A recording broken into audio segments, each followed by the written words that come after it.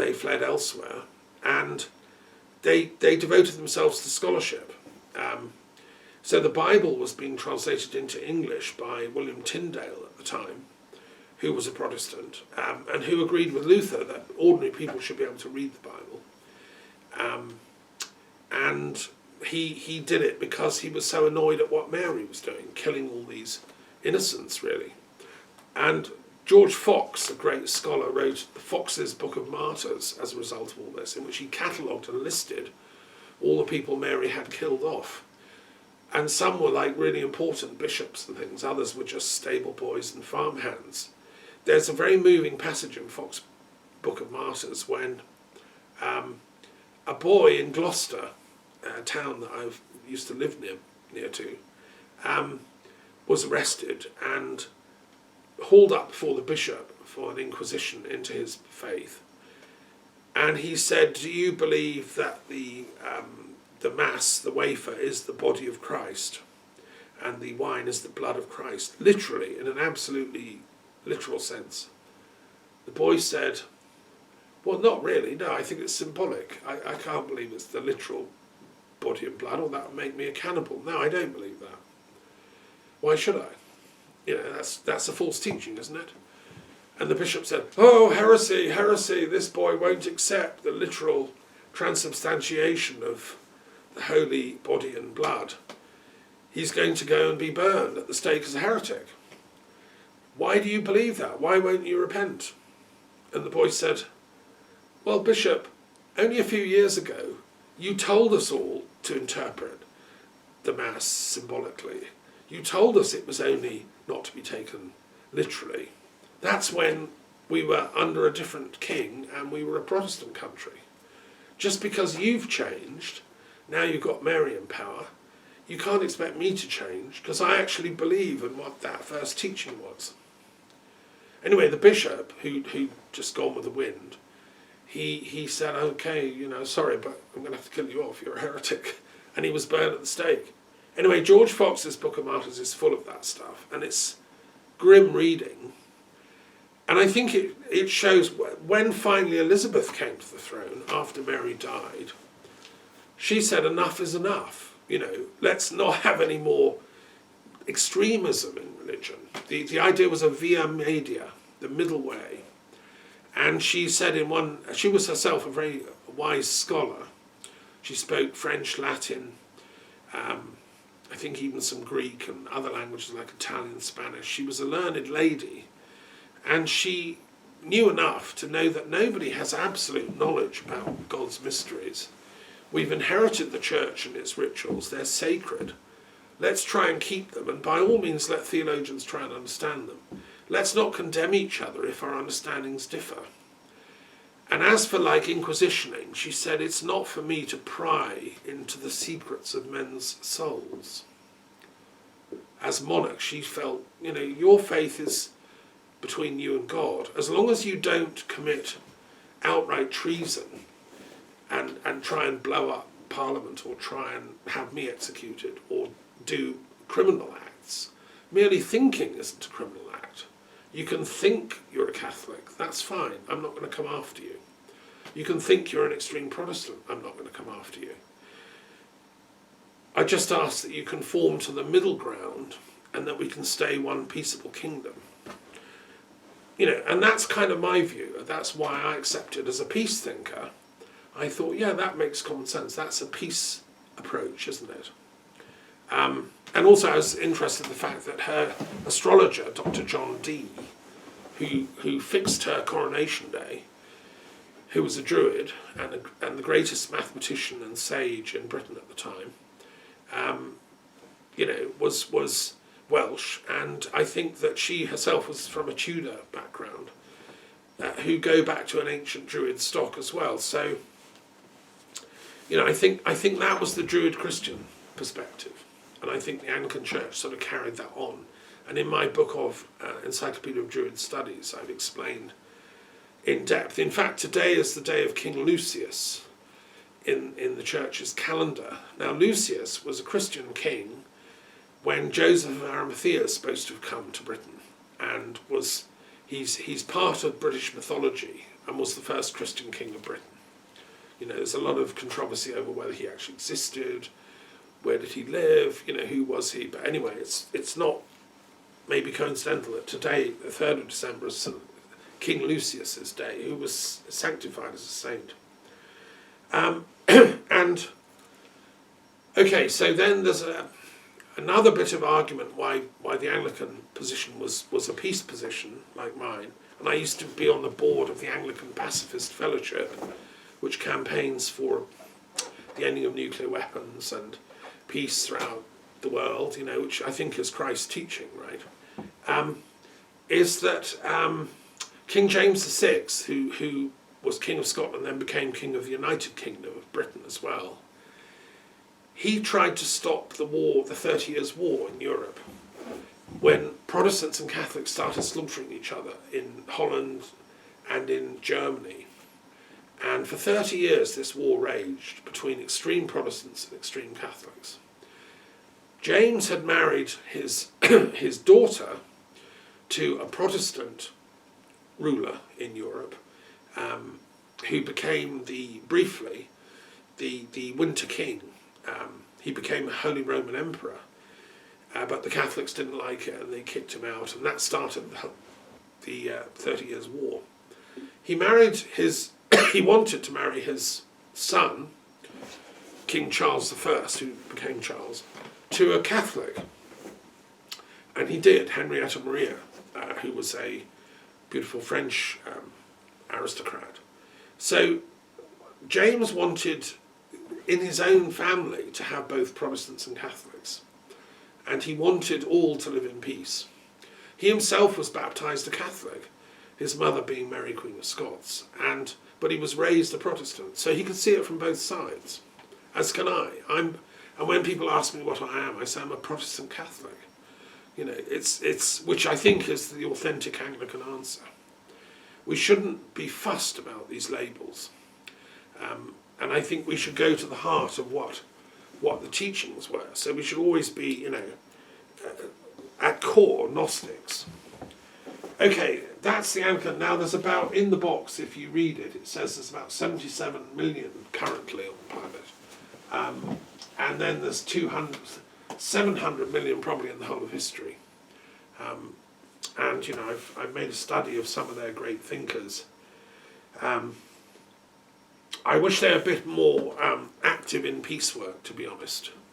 And I personally think the Anglican Church should have done a lot more to stop Brexit. I think Brexit is a catastrophic blow at the heart of Britain.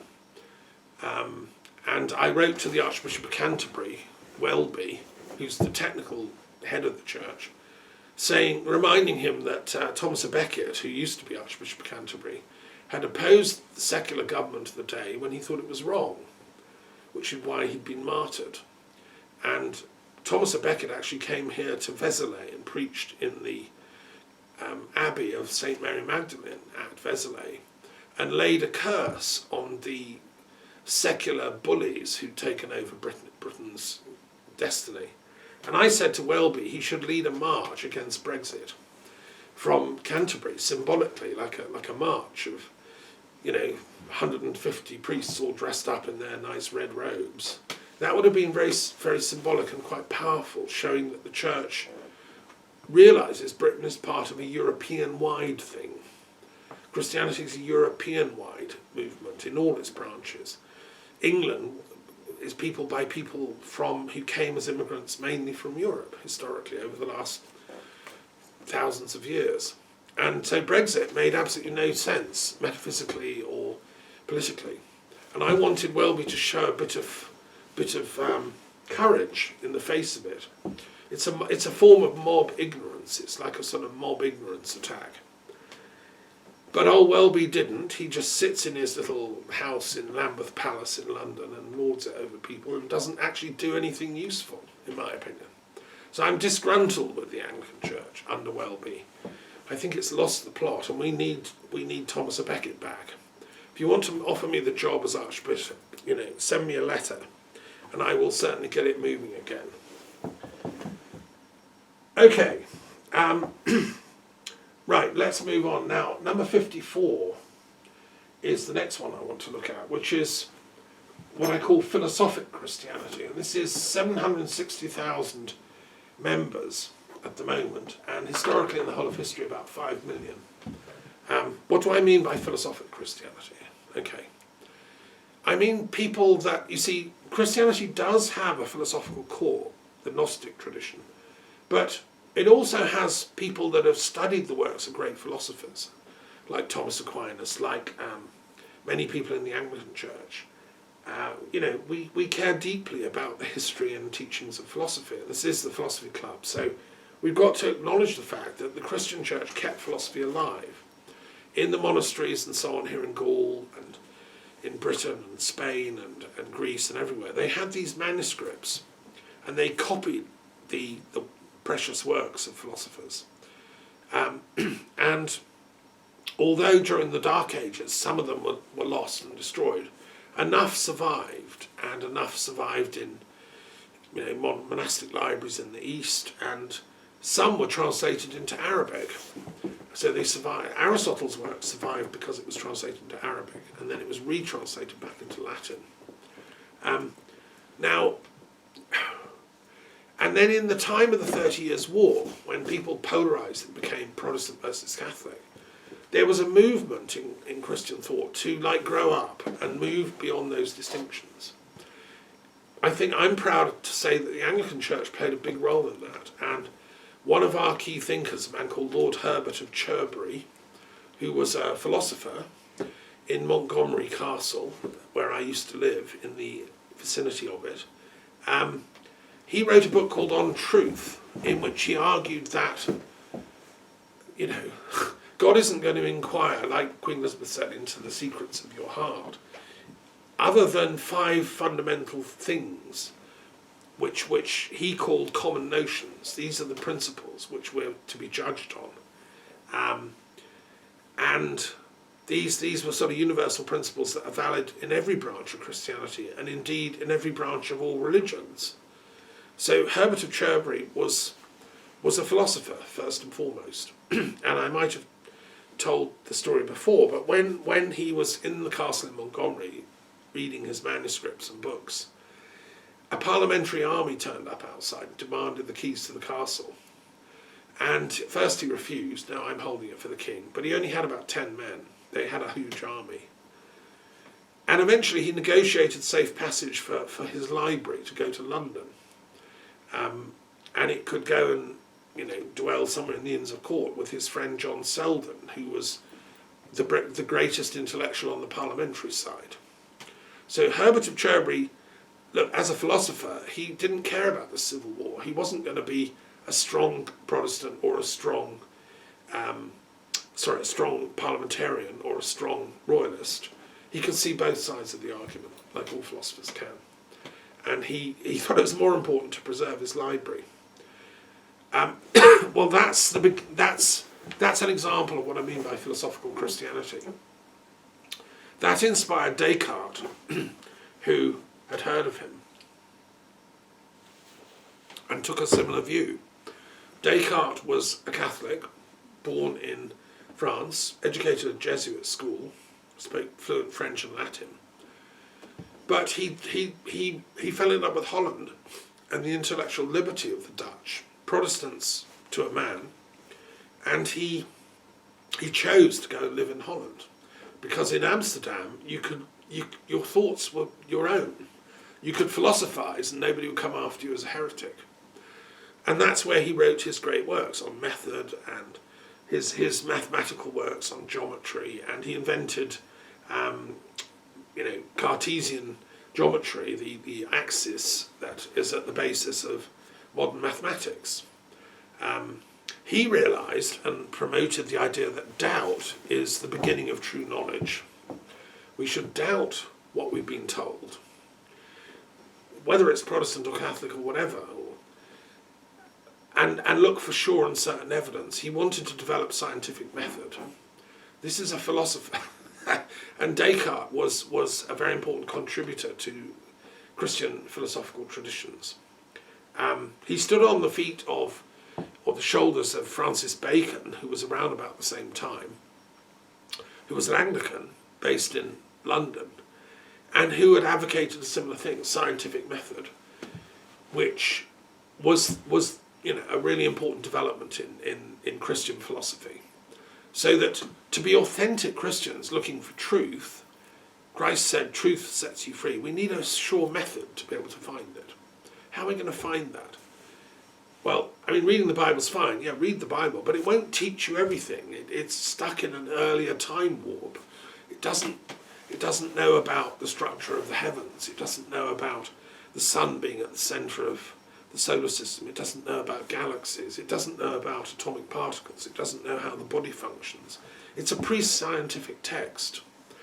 And this generation of Christian philosophers realised that and said, well, we don't throw the Bible away, but we have to reinterpret it and develop a method outside of it in order to find truth, which has to be philosophical. Having found our method, we can then apply it to the study of the Bible and invent this thing they call biblical studies. And at the same time, Spinoza was operating in Holland, and he was contributing to that. He actually sort of was very important in advancing biblical studies, and he was friends with Descartes, friends with lots of Christians, as well as, in fact, he was kicked out of his Jewish community because the Jews at that time in Holland weren't quite ready for, ironically, I mean, even though Maimonides had already started Jewish philosophy, I think he just had a rough patch of, there were not enough savants in the synagogue to protect Spinoza. The next great Christian philosopher I think I'd have to list is Leibniz, who was from Germany, and who again straddled the Protestant-Christian divide.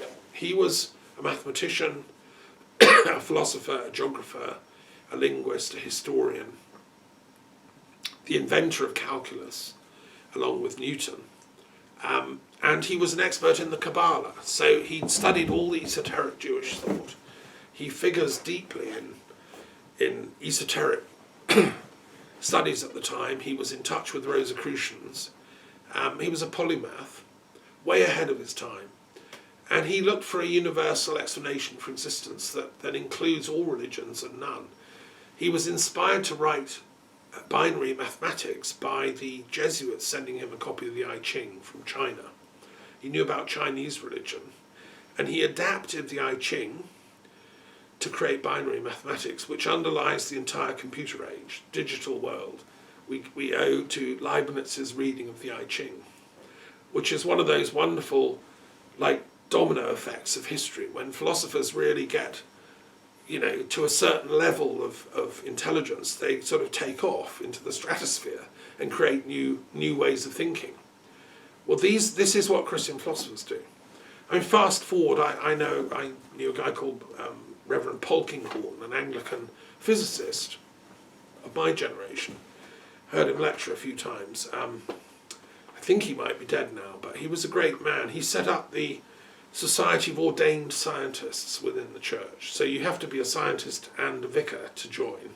I'm neither, so I couldn't, I'm a kind of a scientist, but I'm a kind of a vicar, but, don't have the bits of paper that he would have insisted on, so I never joined, but I respect their work.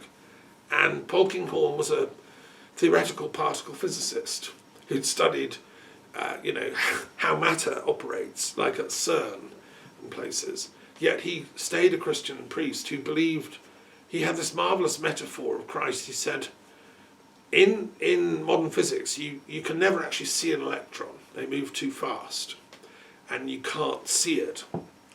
What you can do is track its traces through what's called a cloud chamber.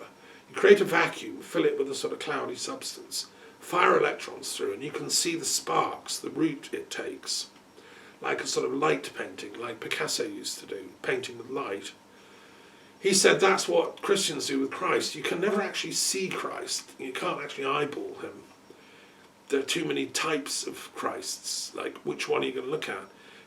What you have to do instead is study the track it leaves in the cloud chamber of history, the kind of explosive impact it had, to begin to get some kind of understanding of what that energy was about.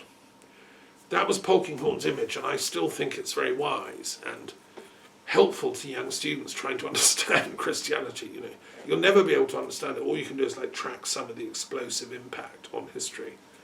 And so, Newton is another example of a philosophical Christian, and there are countless others that I'm not going to bore you with. But anyway, it's a very important category. I suppose I'm one of them as well. In my obituary, you can stick it down. So that's box 54. I want to talk about box 52, which is another sort of exotic box, and that is the Coptic and Ethiopian forms of Christianity. Now these are interesting. The Coptic is the ancient Egyptian people, Copts they were called, who spoke a demotic language of Egyptian, who worshipped Isis and Osiris and Ra and the gods of Egypt for the last 3,000 years, before Christ ever turned up on the scene. Right? They had very similar beliefs to early Christianity. They believed in the resurrection of the soul, judgment after death. They believed in the goddess Isis, who was the queen of heaven, a healer. They believed in Osiris, who had come to earth as a wise king, been unjustly punished and died, then was resurrected, and then became Lord of the afterlife and Lord of the heaven worlds, the judge of the dead. Now, that's actually quite similar to what early Christians believed, in fact. And I'm reading a book at the moment by an American scholar that argues for a very strong imprint of Egyptian theology on early Christianity. It's a fascinating study, and I recommend it to people. I've got all the details if you want to email me. And I'm still just reading it at the moment. It's not long out. It's called Jesus the Egyptian. Now, we don't have to go, into as far an argument as he does to be sure that there's a strong influence of Egyptian theology on the birth of Christianity. Egypt was the intellectual powerhouse that made Christianity as we know it. Alexandria was the cosmopolitan California of its day, where people from all religions, all cultures, all races, all creeds mixed and mingled. The Bible was translated into Greek in Alexandria. And I've said before, I think it's pretty sure that Jesus spent part of his education in Alexandria. I think there's very strong evidence for that. And there are other texts that have worked that out. So the Coptic version of Christianity is very, very interesting. Traditionally it was St. Mark that evangelized Egypt, but I think it was also Jesus who was there first. I think Joseph, who was his father, had contacts in Egypt, which is why he took him as a baby to escape. And I think probably sent him back for his, a higher education. And there's a lot of evidence to support that. Egypt became the centre of Gnostic Christianity, and the Coptic Church has always had that strong kind of Gnostic streak to it. One of my most favoured of all theologians, a man called Giles Quispel, who was Dutch, who taught in a Dutch university, he was one of the world's leading experts on Gnostic Christianity. And he died going to the Coptic Museum in Egypt, where he'd travelled and gone, every day for years. He was an amazing man.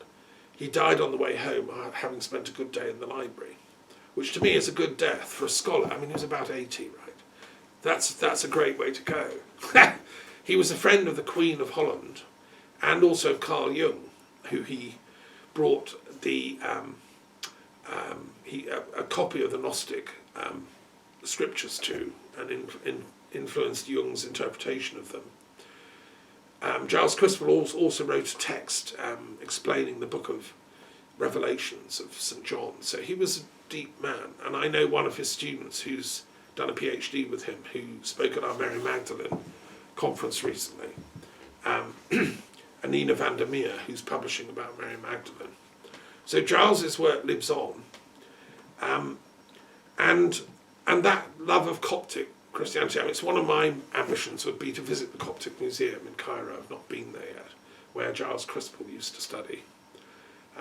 There are still texts that have never been translated from Coptic. We're very ignorant of it in the West.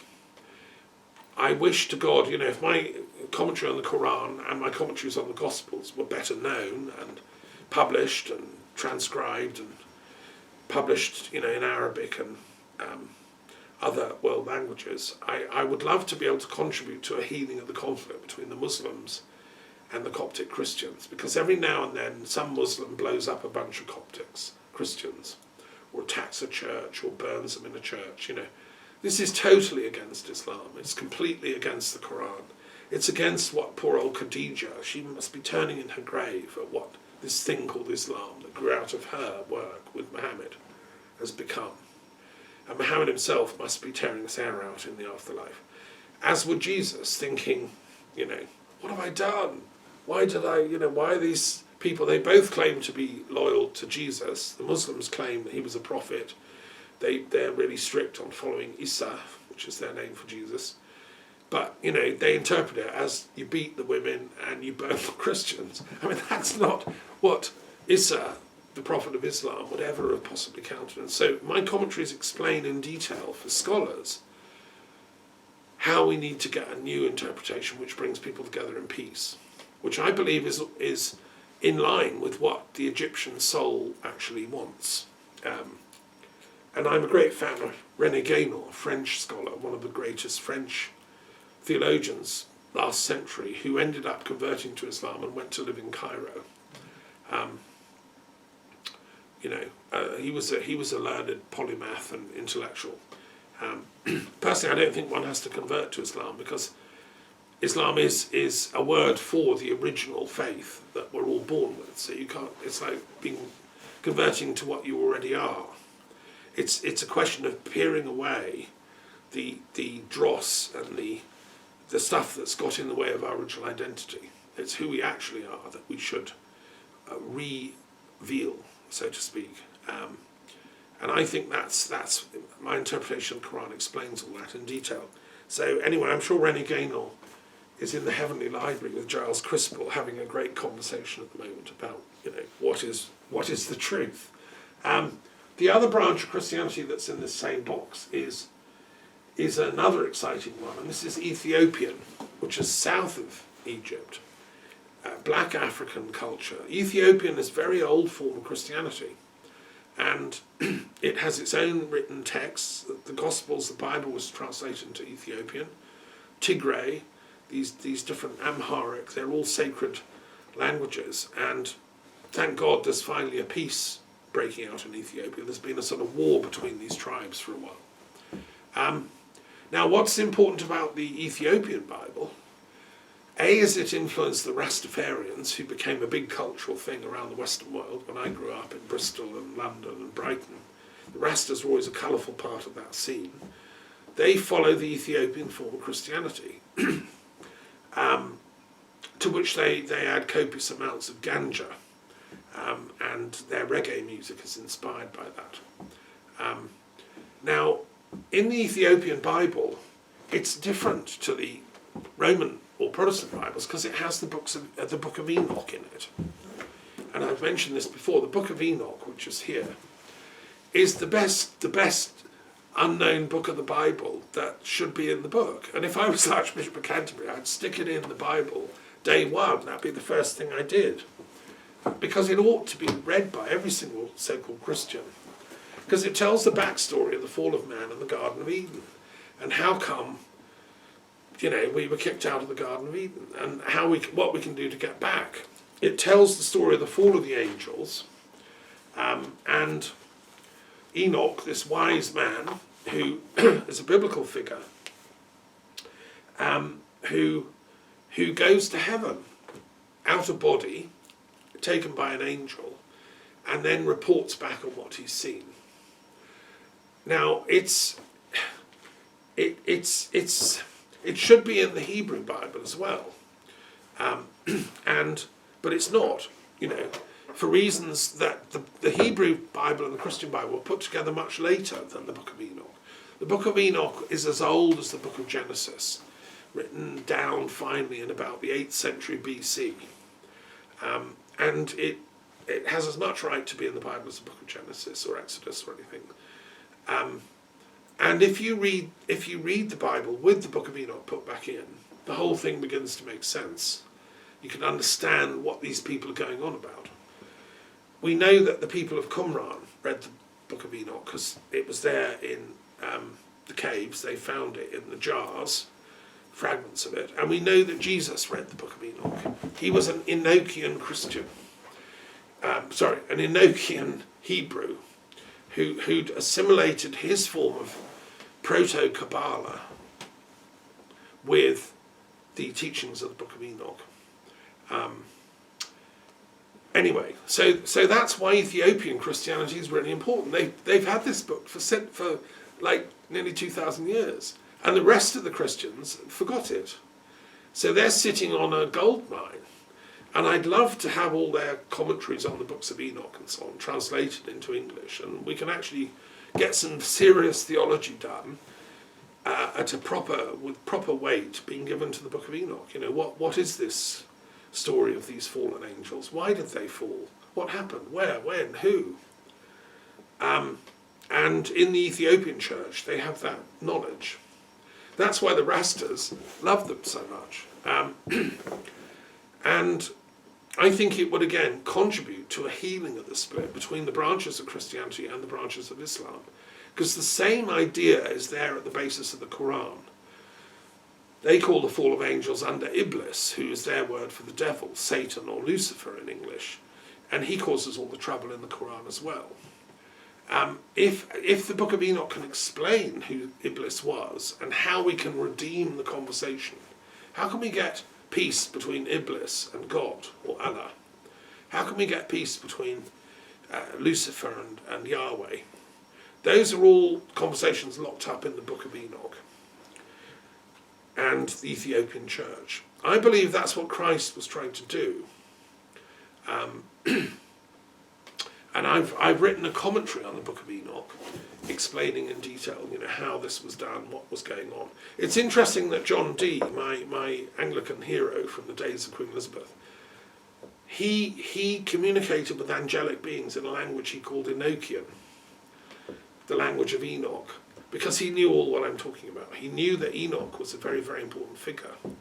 And as an esotericist, very advanced in alchemy and esoteric thinking, Dee felt that if only we can understand the lost language of Enoch, we'll be able to talk once more with the angels and sort all this mess out between these warring sects and religions. You know, in the eyes of God, there aren't religions. And as Kant said much later, he was another Christian philosopher, by the way, to talk about different religions is absurd. There can only be one. There's only one truth, you know, of which all these are like different facets or aspects. So anyway, let's hear it for the Ethiopians and their book of Enoch. And that's number 52. Right, okay, let's have a pause there. And we'll stop the recording. And we'll have some questions.